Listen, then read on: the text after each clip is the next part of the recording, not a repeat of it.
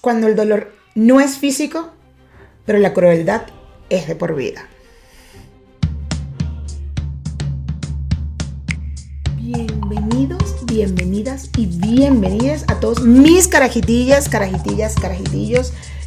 Aquí estamos. Hoy es un programa un poco más serio, más intenso quizás. Tengo toda esta mesa llena de papeles y de cosas porque bueno, hemos estado señorita José y yo buscando información sobre un tema que está rodando desde la semana pasada. Bueno, desde la semana pasada no, desde finales de abril del año pasado, pero esto está en España toda esta situación, pero acá en el mundo, pues bueno, tienen una semana desde el 10 de junio quizás que nos enteramos de este caso de violencia vicaria en España. Pero bueno, recordarles por favor, mis carajitillas, ya falta mucho menos. Aquí abajo suscribirse, darle al like al video y darle la campanita para que bueno, para que puedan notificarles cuando estrenamos.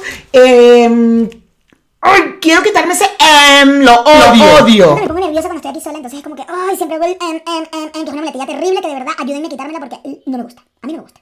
Pero bueno. Lo veo cuando ya está grabado el programa, porque en el momento que estoy hablando y hablo, no. Abajo les dejo el link de Patreon para que nos apoyen. Si nos quieren apoyar, www.patreon.com/lacarajita. Son solo $2 al mes. Y bueno, la idea es que tengan siempre que tratar de que los videos siempre están antes en Patreon. Eso sí, siempre se estrenan antes. Y bueno, estoy trato de darles un bonus o algo extra por allí para que tengan en Patreon. Hoy vengo con un tema en la carajita bastante interesante, bastante doloroso, que es la violencia vicaria. Un término que no había escuchado y lo escuché justo ahorita en la segunda semana de junio y me quedé como ya va. O sea, evidentemente siempre en noticias podemos ver un caso de violencia infantil, de violencia de género, el tema de los niños, que tenemos mucho rato preocupados por ellos con el tema de esa palabra no se puede decir aquí. Bueno, hay que hacerle un mute ahí. Y de todo este tema con los niños, pero también de la violencia de género o del machismo, que también saben que yo siempre estoy como tratando de hablar de esto. Hay un programa inclusive en la carajita donde hablo de la violencia psicológica. Y bueno, escuché este término de la violencia vicaria y Ethan me sugirió y lo hablamos y dijimos, vamos a hablar un poco de esto, vamos a investigar. Y bueno, traigo muchas cositas aquí anotadas, aquí en la computadora, o sea, sé que me quiero aprender todo y decírselos de memoria, pero bueno, voy a tener que leer porque es mucha información de la que conseguí sobre este término, o no es término, sobre esta cosa que sucede, que es la violencia. La violencia general, la violencia de los niños, la violencia vicaria, la violencia de género. Y bueno, todo esto ¿por qué? Porque el 10 de junio nos enteramos. Yo la verdad, como vivimos del otro lado del charco, recuerden que yo estoy en México, yo la verdad que es que no había escuchado del caso de Ana y Olivia. Yo creo que la mayoría de las personas que están acá lo saben, y si no lo saben no pasa nada, yo les voy a contar. El caso de Ana y Olivia son dos niñas, hijas de Beatriz Zimmerman y Tomás Jimeno. No me lo van a creer. He leído tanto el nombre del hombre y he dicho, no me quiero equivocar, y miren, me equivoqué. Sí, Tomás Jimeno se llama el papá de las niñas de Ana y Olivia. Tomás y Beatriz están separados, están divorciados hace casi un año o hace un año. Beatriz al parecer empezó a salir con otra persona. Tomás y Beatriz tienen la custodia compartida de sus dos hijas, que son Ana y Olivia. Y bueno, el 27 de abril el señor, antes de todo esto evidentemente habían señales de muchas cosas, siempre le decía, había un trato bastante violento hacia Beatriz por la separación, e inclusive tuvo hasta algo como una pelea o algo así con la pareja de ese momento, la pareja actual de hecho de Beatriz, que es la mamá de Ana y Olivia. Y bueno, había una violencia ahí de este señor Tomás hacia Beatriz. Aquí lo tengo. Tomás había expresado celos e ira por la relación que comenzó Beatriz con un empresario. Bueno, el 27 de abril este señor fue a buscar a sus niñas para pasar la tarde con ellas, las iba a llevar a cenar y se desapareció con las niñas. Hubo varias llamadas esa misma noche en las cuales él dijo que nunca más vería a las niñas ni a él. Le dijo a Beatriz en unas llamadas del 27 de abril. Ese 27 de abril una cámara de seguridad lo captó en el embarcadero donde él hizo 2 viajes en su bote. Mismo que fue encontrado al día siguiente a la deriva, o sea, no estaba ni siquiera anclado, el ancla no estaba en el barco ni nada de esto. El testigo que ve a este señor en el embarcadero o en la marina, como lo quieran llamar, dice que él nunca estuvo con las niñas, o sea, él venía con bultos y bolsas, bolsas y maletas, bultos, vainas, bolsas y maletas, pero no con las niñas. Bueno, la noche, vieron.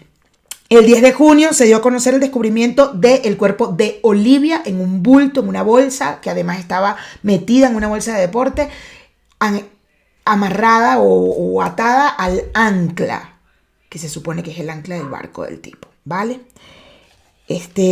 Olivia de 6 años, la otra niña tenía 1 año, me parece, Ana. Tenía, la verdad, todavía a este momento, espero que para el momento que esté publicado este programa sí se sepa algo más, pero bueno, ahorita les voy a seguir contando del caso, pero bueno, el único cuerpo que consiguen es el de Olivia, a 1000 metros de profundidad, ¿vale? Deberían hacer un juego con esto, cada vez que diga, no sé, hagan algo, tómense un trago, se emborrachan. Ok, el cuerpo estaba dentro de una bolsa atada al ancla, como se los dije. La jueza sostiene que el hombre quiso hacer sufrir lo máximo posible a la mamá. Jimeno les dio muerte de forma planificada y premeditada para provocar un inhumano dolor a su expareja. Esto lo dice la jueza que está llevando el caso. La jueza, de hecho, ya generó una orden de aprehensión contra Tomás, aunque todas las autoridades consideran que él también se mató, igual que la otra niña. No ha aparecido, para el momento que yo estoy grabando este programa, aún no ha aparecido el cuerpo de Ana, de la otra niña, ni él tampoco. Por eso se genera una orden de aprehensión, por lo que estuve leyendo, se genera una orden de aprehensión contra este señor, porque al final no hay una prueba, aunque todo apunta a que es posible que se haya suicidado. En el ancla, cuando consiguen el cuerpo de Olivia, hay otro bulto al lado de ella también atado. Hay otra bolsa atada al ancla, pero está vacía. Entonces es posible que pues el cuerpo se haya salido. Hay un buque, el buque que está haciendo la búsqueda, porque bueno, hay muchas cosas que empezaron a pasar en este mes, como les digo, desde el 27 de abril hasta el 10 de junio que se consiguió el cuerpo de Olivia, pues han pasado cosas, han aparecido que sí, Ángeles Alvariño se llama el buque, ¿no? Consiguieron la silla del carro de la niña. Entonces empezaron a buscar. El barco estaba a la deriva al día siguiente de que él justo le dice a la mamá todo esto. Beatriz siempre pensó que el tipo simplemente estaba haciendo un plan maquiavélico para hacerla sufrir, pero que jamás imaginó que iba a morir, que iba a matar a sus propias hijas, ¿no? Pero sí sabía que él estaba haciendo todo esto para chingarle la vida a ella, ¿no? El buque, justo para la fecha que estoy grabando esto, que es el 16 de junio, el buque Ángeles Alvariño había dicho que hasta esa noche iban a continuar la búsqueda de Ana y de Tomás, porque aún no han conseguido a Ana ni a Tomás. Están tratando de buscar más tiempo, que sea más tiempo, y por otro lado, lo último que leí, y de hecho vamos porque esto está de minuto a minuto, vamos a actualizar en este momento a ver si hay alguna noticia más.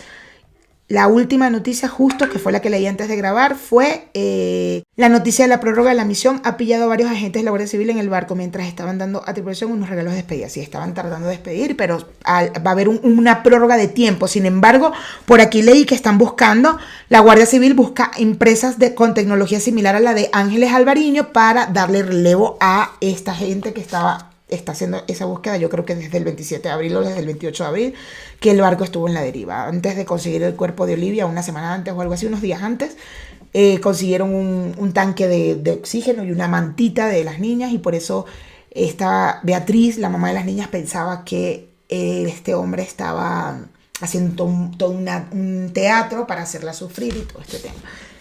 Y no. Evidentemente la jueza y las autoridades en España consideran que este hombre mató también a la otra niña, pero bueno, hasta que no se consiga el cuerpo, pues quedará la esperanza. Sin embargo, la misma madre hizo una carta donde habla de sus 2 niñas muertas y todo el tema.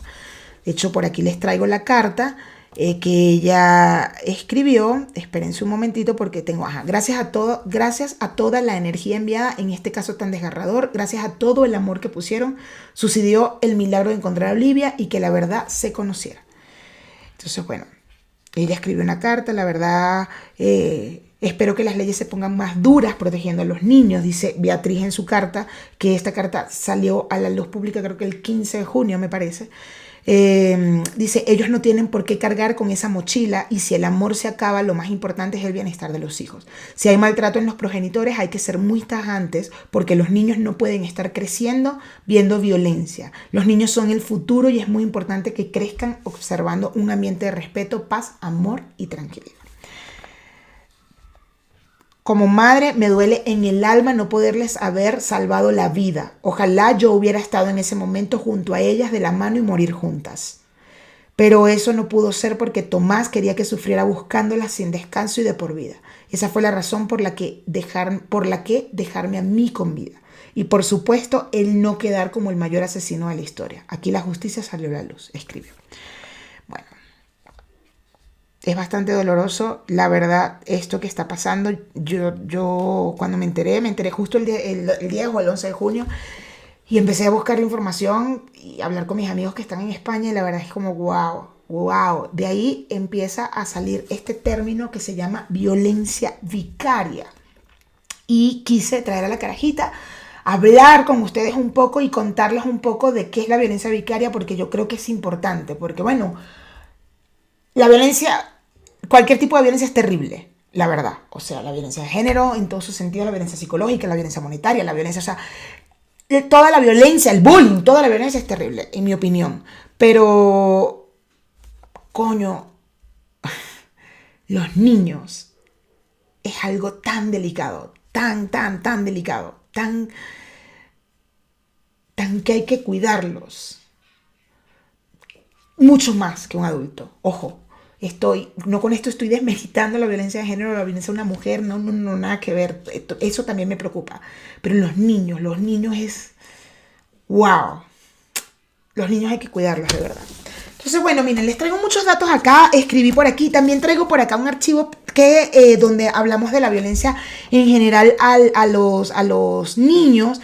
Que eso me está súper interesante también. Y bueno, pero quiero empezar con la violencia vicaria y de último tratar de hablar de esto. O hablar y hablar, punto. O sea, lo que pasa es que tengo datos acá.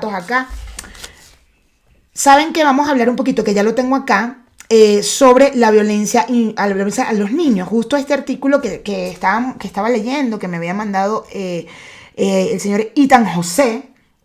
Pues nada, dice, hablamos de la violencia vicaria, evidentemente, que ya les voy a explicar, no se preocupen, yo voy a explicar lo que es la violencia vicaria porque aquí traigo un chingo de información, bastante información sobre la violencia vicaria. Pero por acá habían unos datos que me pareció interesante. Fíjense, algo que buscó Ethan que me pareció súper interesante y quería nombrárselos. Esto tiene que ver con la violencia a menores, que bueno, que al final hay que tener también mucho cuidado con esto, con la violencia a los niños, ¿no? En el mundo, 6 de cada 10 niños menores entre 12 y 23 meses están sometidos a algún tipo de disciplina violenta. Casi la mitad son víctimas de castigos físicos y una proporción similar están expuestos al abuso verbal, según un informe del Fondo de las Naciones Unidas para la Infancia, la UNICEF. Una situación habitual, violencia en las vidas de los niños y los adolescentes. Gritos, bofetadas, insultos, azotes y sacudidas forman parte de los métodos de disciplina aplicados por los padres a sus hijos en 7 de cada 10 familias argentinas. Estos son varios datos que hemos buscado. Y bueno, yo creo que eso es un tema que de hecho yo tengo rato buscando información. Tengo una sobrina, de hecho, de 1 año y siempre hablo con la mamá, con mi cuñada. Bueno, tengo más sobrinos, obvio, ¿no? Pero en este caso, la más chiquita es Victoria y siempre estamos hablando de esto y ella misma me ha mandado páginas en Instagram, perfiles en Instagram donde me dice, puedes seguir esto, porfa. Soy su madrina, soy la madrina de Victoria, quizás no por eso me pide que por favor me informe. Y ahí pues, estoy viendo cosas súper interesantes con respecto a la crianza de los niños y al tema de la violencia, a decirle cosas verbales, a gritarles, a pegarles y todo el tema. Y de verdad que yo estoy bastante sorprendida porque cuando toco el tema con algunas amigas o con alguien que inclusive son mamás, pues bueno, siempre queda esas cositas de que bueno, que a mí no me hizo daño cuando me pegaron. Y es muy fuerte, es muy arrecho. Yo particularmente, yo amo a mi familia, amo a mis padres, a mi madre, a mis tíos, a todas las personas que influyeron en mi crianza y de verdad que en estos momentos no tengo nada que reclamar porque bueno, porque hay muchas cosas que yo las traté en terapia y ya aprendí y creo que por eso me gusta hacer esto y hablar de esto y tratar de ayudar de esto. Y entrevisté a una pediatra hace tiempo. Trato de hablar siempre con mis amigas que son madres. Yo sé que yo no soy mamá, pero bueno, me gusta mucho y soy tía y soy madrina y me gusta mucho investigar y saber de estas cosas con respecto a los niños y a la crianza de los niños. Y la manera como me reprendía mi madre, quizás, y está chévere esto que puso Itan José aquí, que después lo me puse a ver y tal, y me gustó y también me gustó tocarlo antes de hablar de la violencia vicaria. La manera como quizás me crió mi madre o me reprendía más que todo era bastante violenta. Por mucho tiempo, violenta que se tenía que meter mi abuela o se tenía que meter alguien más. Esa fue la manera como me criaron. Esa era la manera como me reprendía mi mamá. La verdad, uno piensa que eso no pasa nada.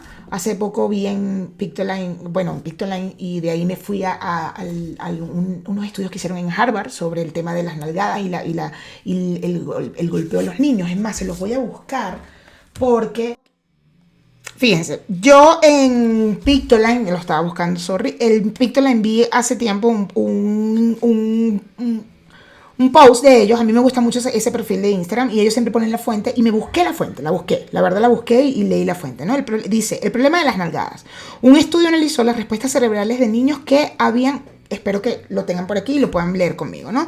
De niños que habían recibido nalgadas y las comparó con la de los niños víctimas de abuso más grave. Y encontró que en ambos casos se activaban las mismas zonas del cerebro. Desde hace tiempo se sabe que los niños que sufrieron abuso corporal son más propensos a tener ansiedad, depresión y otras enfermedades mentales. Y esta es una prueba más de que todo tipo de abuso es malo para las niñas y los niños. El estudio está, si entran a la fuente que dice el archivo de Pictoline, lo pueden leer. Evidentemente son estudios estadísticos, no es que les va a pasar a todo el mundo, todo el tema tal. Recuerdo que cuando hablé de esto con algunas amigas, pues mis amigas, algunas respondieron como... pero a mí me pegaron y yo no me siento abusada, o a mí me pegaron y yo estoy bien, a mí no me pasa nada. Entonces, bueno, yo creo que tenemos, como lo he dicho ya varias veces en este programa, nosotros estamos como en una etapa de cambios, en una etapa en la que tenemos que como que leer, investigar, entender, abrirnos también a estos cambios y no quedarnos con esas cosas de atrás. Lo que les decía de mi madre, que me reprendía muy violentamente, mucho tiempo después que estuve en terapia, yo empecé a hacer terapia de psicoanálisis a los 26 años, bastante grande, la verdad. Había algo que siempre me pasaba de adolescente. Yo tengo un tema con la violencia muy arrecho, muy fuerte. O sea, por ejemplo, a mi mejor amiga una vez la golpearon delante de mí y yo lo que hice fue esconderme. Eso suele pasar cuando hay algo violento cerca de mí. Me escondo, me da miedo, me asusto y me voy. Aunque no sea conmigo, ojo, cuando haya algo violento cerca. Y bueno, y eso en algún momento, entre relaciones, entre cosas, pues, que uno tiene en la vida y que lo habla como un psicoanalista, hablamos de la violencia. Y Julieta, mi psicoanalista, le parecía bastante interesante que mi papá no era violento conmigo, pero que yo tenía todo un tema ahí con la violencia y que además lo asociaba con el hombre, básicamente, ¿no? Con que el hombre era más duro, más fuerte. Son muchos análisis que la verdad tendría que recordar el porqué, pero recuerdo que sí tenía un tema con la violencia, un terror con la violencia. Yo no soy una persona violenta, cero violenta, para nada. Y con el tiempo y con análisis y todo este tema me di cuenta de que yo había vivido en un ambiente bastante violento. Mi mamá para reprenderme era muy violenta, mi tía con quien viví también fue muy violenta, para reprenderme muy, muy, muy violenta. Y yo creo que no me considero de las personas que, y bastante lo he trabajado y he leído y tal, y creo que no soy de las personas que piensa de, bueno, pero yo estoy bien, a mí no me pasó nada, bastante golpe que me dieron, bastante golpe que me dieron, mira. Y no, pues mira, es que sí tengo un tema con la violencia, tengo miedo cuando pasa algo violento cerca de mí, quizás tiene que ver mi enfermedad mental porque soy ansiosa diagnosticada para los nuevos suscriptores que hayan llegado o para la gente nueva que está viendo este programa por primera vez. Entonces, como no sé si eso tiene que ver, tendría que ir a un médico y verlo, pero sí hay un tema con la violencia conmigo. O sea, yo recuerdo que había tenido problemas con amigos donde, crisis, porque por ejemplo me agarraban las manos y entonces me inmovilizaban y eso yo no lo podía permitir. Y era una joda de amigos. Ay, me agarraban y yo gritaba como una loca. Pero deja el drama, tú eres loca. No me importa. O sea, nunca me agarres, nunca me toques de esa manera, o sea, no, ¿por qué? Porque tú eres mi amigo, o sea, me entiendo. Entonces yo creo que sí tiene que ver con ese ambiente de violencia en la que fui criada. Entiendo que desde dónde viene, porque al final estas personas que estuvieron dentro de mi crianza y mi educación y que esa era la manera de reprender, posiblemente también fueron criados de esa manera y también fueron reprendidos, inclusive hasta peor. Entonces, por eso digo, en estos momentos yo no les reclamo, ni les digo, ni les odio, ni nada, para nada. Entiendo desde dónde vienen y es como, eso es lo que me hace pensar en un futuro, en lo que viene, ¿no? En mi sobrina, en mis sobrinos, en todo esto. Y bueno, me pareció bastante interesante que toquemos estos temitas y que hablemos también de la violencia de los niños. ¿Por qué estamos hablando de la violencia de los niños? Porque la violencia vicaria tiene que ver, por eso hay como un preámbulo a esto, ¿no? Aquí hay otro tips que dice, los primeros 4 años de vida son críticos. Es la edad en que los niños son más indefensos, pero también cuando más violencia reciben. El 54.4% de los niños de entre 2 y 4 años de la Argentina sufren castigos físicos. El 45.2% de los que tienen entre 5 y 11 años. El 32% de los comprendidos entre 12 y 14 años y el 26.4% de los adolescentes entre 15 y 17 años. Las agresiones verbales, en cambio, se mantienen alrededor del 60% en todas las edades, según el estudio que fue realizado a partir de la encuesta de indicadores múltiples por conglomerados. El maltrato físico y psicológico queda grabado en la memoria de los niños que lo padecen, pero rara vez se denuncia, lo que complica la detección de casos. O sea, imagínense, si esta gente tiene, la gente de encuesta de indicadores múltiples por conglomerados, tiene unos porcentajes, y por otro lado nos están diciendo que la mayoría de los casos no se denuncian, y entonces no tienes la cantidad, imagínense, el porcentaje tiene que ser mucho más alto de lo que nos están diciendo. Tiene que ser mucho más alto de lo que nos están diciendo, definitivamente. Es más, cualquiera que osara intervenir frente a un padre que maltrata a su hijo en público recibirá un "que te metes, es mi hijo". Eso estoy segura que muchos aquí lo hemos visto, estoy segurísima. Como si el niño fuera de su propiedad, como si no existiera una norma que prohíbe ese maltrato. Consultada por Infobae sobre cuánto cree que hay de heredado de su crianza en estas conductas de los padres actuales, la licenciada en psicología Lorena Ruda, número de su licencia 44247, consideró: estamos atravesando un cambio de paradigmas en relación a la crianza. Venimos con muchos modos adquiridos que son difíciles de modificar. Incluso al hablar con padres, aún consideran, miren este detalle por favor, y quiero que lo pensemos y lo reflexionemos todos, porque no es nada más el que es padre, también somos tíos, también somos padrinos, también estamos cerca de un niño o tenemos amigos que tienen padres. Entonces no nada más, esto no es nada más, quiero que lo analicen los padres, todos, quiero que lo pensemos todos. Miren este detalle, vuelvo a leer. Venimos con muchos modos adquiridos que son difíciles de modificar. Incluso al hablar con padres, aún consideran que tan mal nos salimos y creen en la bofetada a tiempo o el castigo como modo de aprendizaje. Evidentemente, cuando vamos buscando información pues, de un país, de otro, pero ese tan mal nos salimos es a la manera o el dialecto o el país de donde vengamos, sabemos de qué se trata. Siempre le decimos, pero mírame, bastante golpe que llevé, pero mírame, aquí estoy, mijo. Yo me gradué, yo estudié, mira, tengo una casa, una familia. Y eso me ha costado, inclusive yo lo puedo decir con base, me ha costado mucho cuando hablo con amigas contemporáneas conmigo o amigos contemporáneos conmigo. De verdad, es bastante complicado cuando he tratado de hablar de esto y es como, pero yo estoy bien, mira, y fui bastante castigada. Ay, estás exagerando, Mayra, ay, no. Ok, para ella estos padres no tienen en cuenta, fíjense, para este tipo de comentarios, este estudio o esta psicóloga que es Lorena Ruda dice, estos padres no tienen en cuenta que los niños luego o bien siguen repitiendo aquello que hicieron mal, ya que muchas veces se trata de conductas propias de cada edad, o cambian la conducta por miedo a la reprimenda. Para muchos, sin embargo, esto es el efecto buscado. La especialista en crianza, Laura Krochik, esto es otra especialista, Laura Krochik, manifestó: creo que el nivel de maltrato lo único que hace es reflejar el nivel de violencia y de desconexión emocional en el que vivimos. Estamos en una sociedad de sálvese quien pueda, en la que no hay lugar para mucha mirada del prójimo. Analizó al tiempo que remarcó: me parece que se trata de trabajar con las nuevas generaciones de padres en cuanto a las necesidades, al autoconocimiento y a la elevación de la autoestima.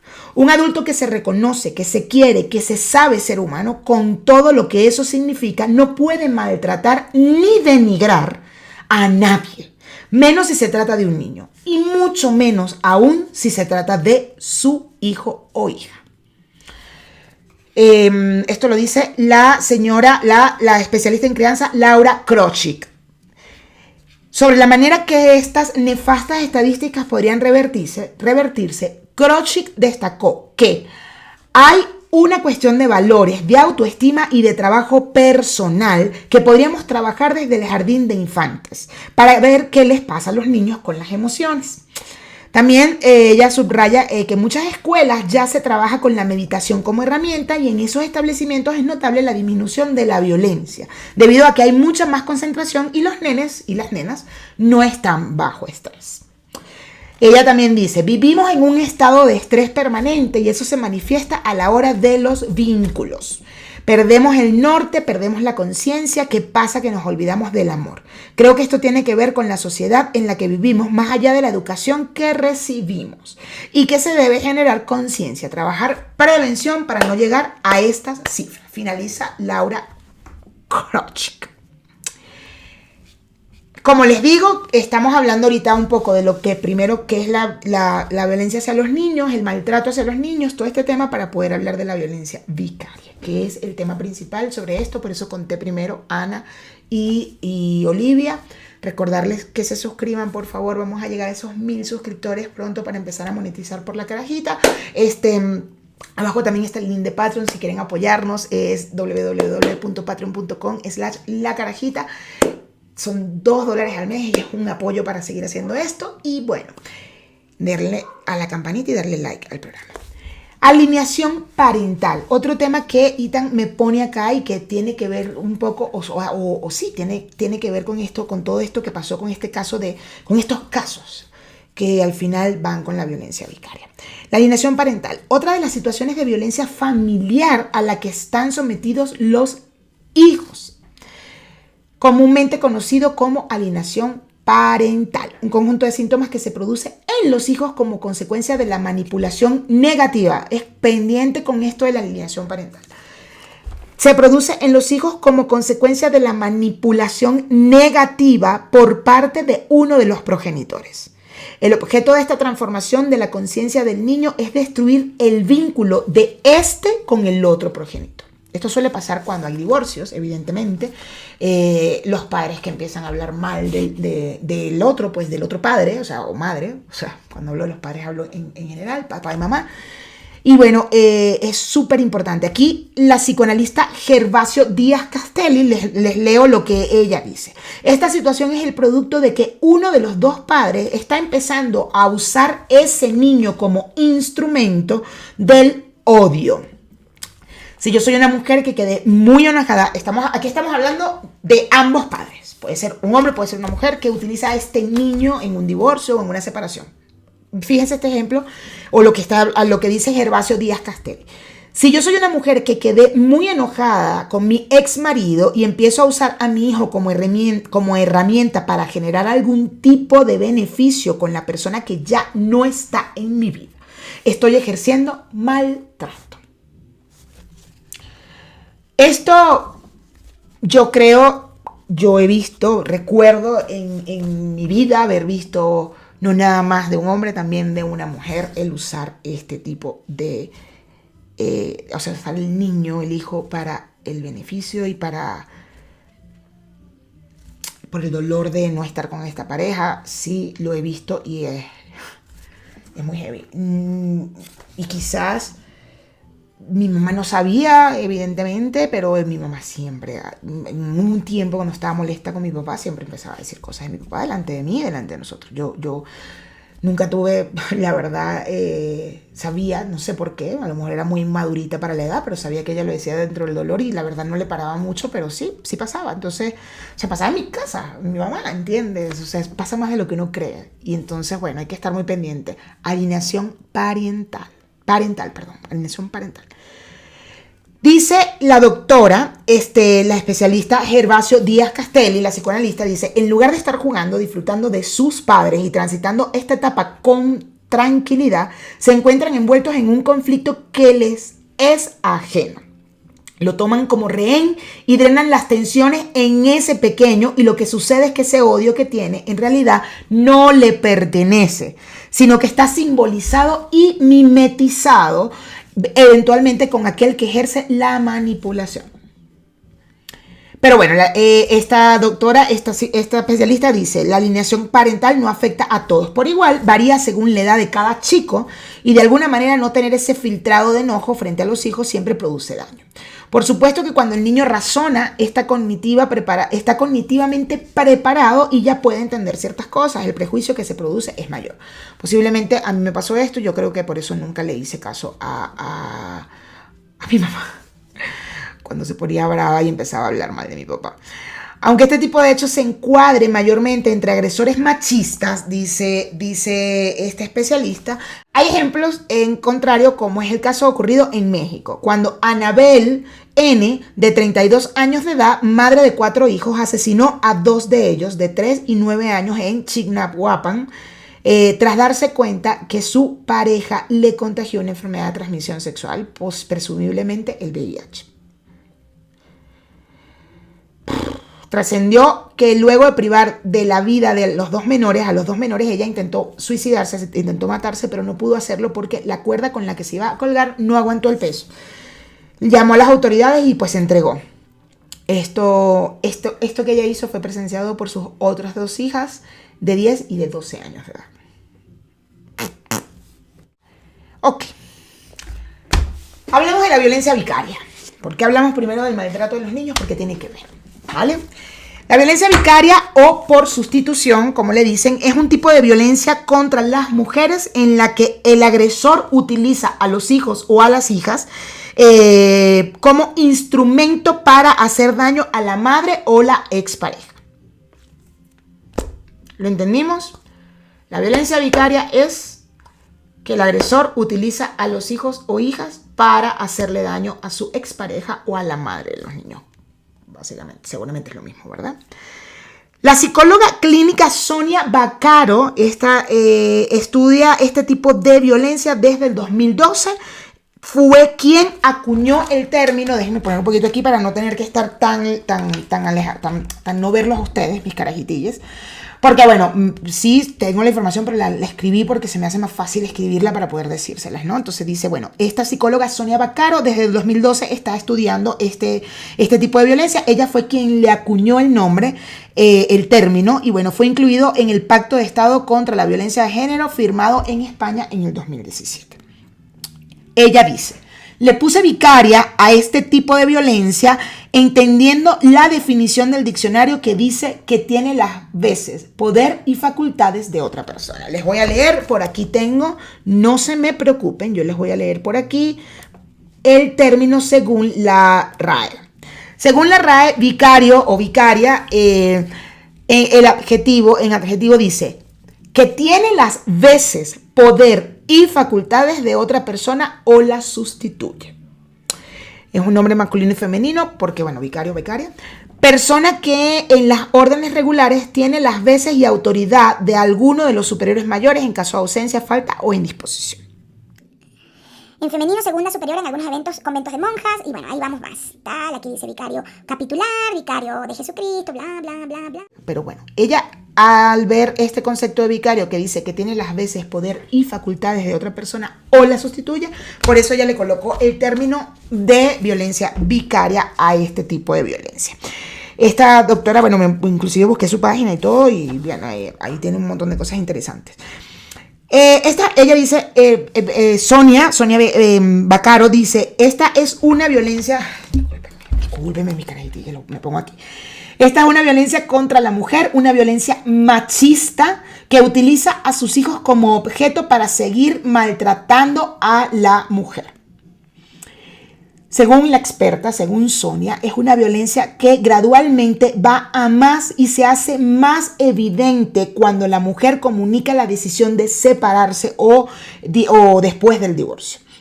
Una vez que el agresor consigue la custodia compartida o plena a veces. Imagínense ustedes. Generalmente cuando la mujer plantea el divorcio, estos individuos lo que dicen... Ok, voy otra vez, perdón. Generalmente cuando la mujer plantea el divorcio, bueno, estos individuos, estas personas, estos señores, dicen frases como, por favor, pendiente con esto, porque estamos seguros que hemos escuchado de cualquiera de nuestros amigos, de nuestras amigas, o inclusive alguien aquí que esté viendo el programa puede estar pasando por esto. Dice, vuelvo a leerlo, porque de verdad me parece muy interesante. Generalmente cuando la mujer plantea el divorcio, estos individuos lo que dicen es, te quitaré a los niños. Esa amenaza está mostrando primero, dice la doctora Sonia, que está dispuesto a utilizar a los niños contra ella. Segundo, que sabe que los niños son importantes para ella. Y por lo tanto, tercero, que los niños son objetos para él.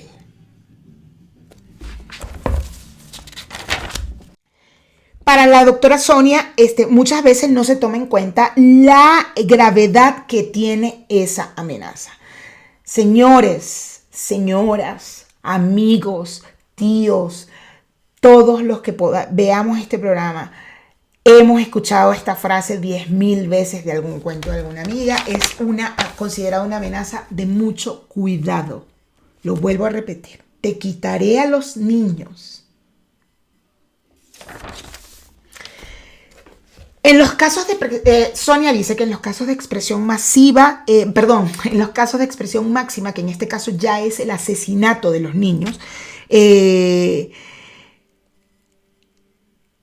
todos los individuos avisaron antes. Fíjense este punto.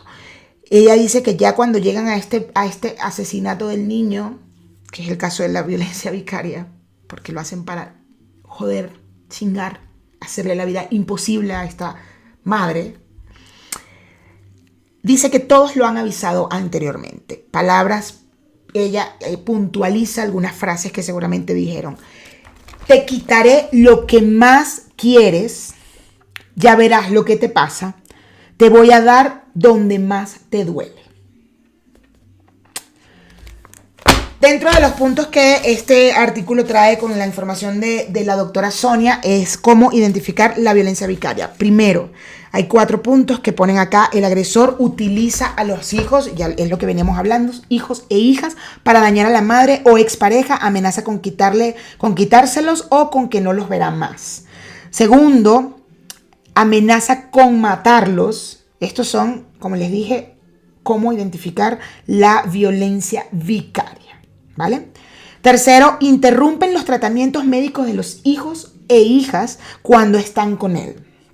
Y cuarto, hablan mal de la madre o expareja y la familia de esta en presencia de los hijos. Hay otros datos que traigo por aquí. Bueno, después de todo este hallazgo de Olivia en Canarias, todo este caso fue en Tenerife, la delegada del gobierno español contra la violencia de género, la señora Victoria Rosell, aseveró que es urgente proteger a la infancia como víctima directa que es de la violencia machista o de la violencia de género. En una entrevista por radio, Rosell indica que todos los asesinatos machistas comparten el mismo patrón. Ella dice, no es un loco, no es un asesino en serie, es la cara del machismo, que es de ese hombre que no tolera la libertad de la mujer, su igualdad. Contra eso debemos luchar todas las instituciones y la sociedad todos los días, no solo cuando sucede lo peor. La delegada también, contra la violencia de género, Victoria Russell, que es lo que estamos hablando, dijo que de confirmarse los asesinatos de Ana y Olivia, serían 41 menores asesinados por violencia de género desde 2013 en España. Les estoy contando estos datos de España porque el caso de Ana y Olivia está en España, ¿no? Y por eso hay muchos, estos datos que vamos a trabajar van a ser de España. Bueno, vamos a trabajar, no, que les estoy dando. Y dice que hay 4 casos en lo que va de año 2021. Desde 2015, bajo la legislación española, los menores expuestos a una situación de violencia de género son considerados víctimas de ella. Y bueno, uno de los crímenes más dramáticos de este tipo de violencia se registró en julio del 2015 en Pontevedra, norte de España, donde David Ovel mató con una sierra radial a sus 2 hijas de 4 y 9 años. Y bueno, intentó suicidarse.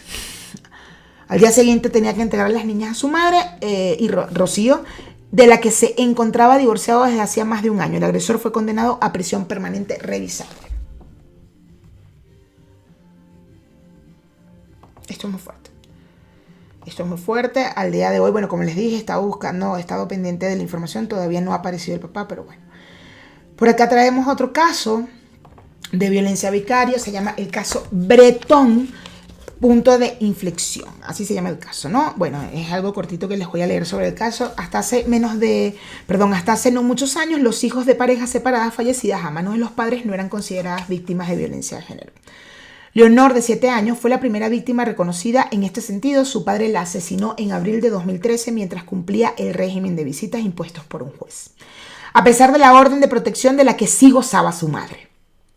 O sea, su mamá tenía la orden de protección, pero la niña no, porque evidentemente era la hija de este señor y la mató, su padre.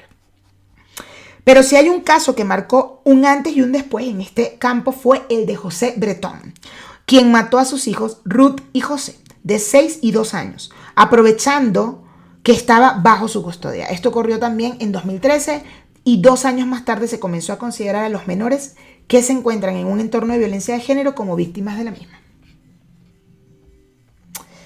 ¿Por qué un padre mata a sus propios hijos? Yo creo que esa pregunta es la que más nos debe dar vueltas en la cabeza, ¿verdad? O sea, de todo esto y saber de la violencia vicaria. Yo creo que por eso también no sabemos el término o no lo habíamos escuchado, porque creo que nos cuesta entender por qué un padre mataría a sus hijos, ¿verdad? Bueno, según un estudio elaborado por Guadalupe Cordero, Carmen López y Ana Isabel Guerrero, trabajadoras sociales las 3 y la primera además profesora de la Universidad Pablo de Olavide, señalaba que en estos casos no hay un amor hacia los hijos ni tampoco un respeto real. Estos hombres violentos, frente a los obstáculos que las leyes y la justicia ponen a su afán de ejercer la violencia sobre la que consideran su propiedad privada, han encontrado el modo de continuar ejerciendo violencia y maltrato a través de la parte más vulnerable para ella, sus hijos e hijas.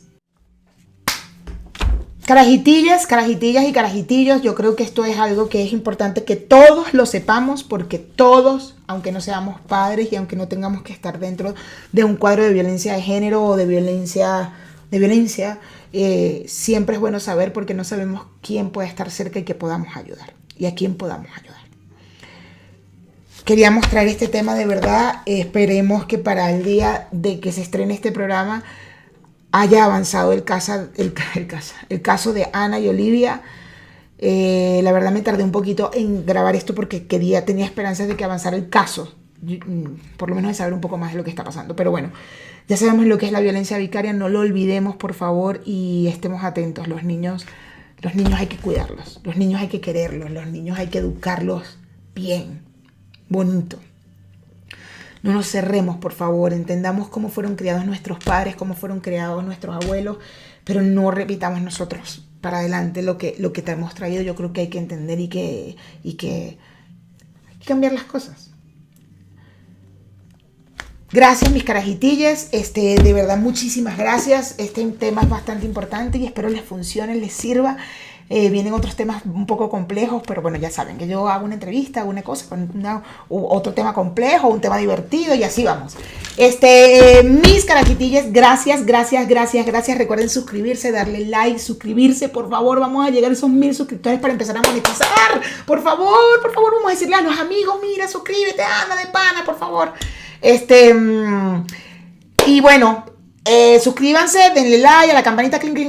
Aquí abajo está el link de Patreon si nos quieren apoyar, son $2 al mes. Yo siempre lo digo como con un dolor, son de $2 nada más. www.patreon.com/lacarajita. Mi red social @mydavila en Instagram, la red social de La Carajita @lacarajitapodcast.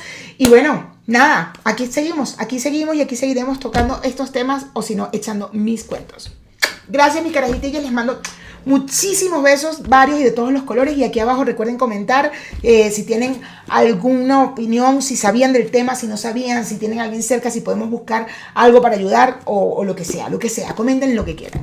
Y bueno, también me pueden sugerir si quieren hablar de algún tema interesante en el que, bueno, nos pongamos a investigar y a hablarlo y a discutirlo también acá abajo, ¿vale? Gracias, bye.